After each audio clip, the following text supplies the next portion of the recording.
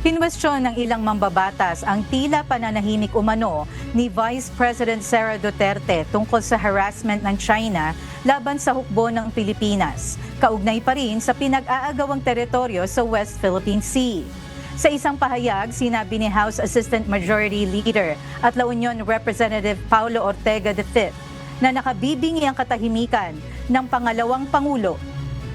Sinabi rin ito na dapat ay mahal natin ang Pilipinas ang Pilipinas ang kampihan ni VP Duterte. Dagdag naman ni Lanao del Sur 1st District Representative Zia Alonto Adiong, mahalaga ang posisyon ni VP Sara tungkol sa malalaking isyung ito bilang hawak nito ang pangalawang pinakamataas na posisyon sa bansa. Sa ngayon, wala pang inilalabas na pahayag ang kampo ng pangalawang Pangulo tungkol dito.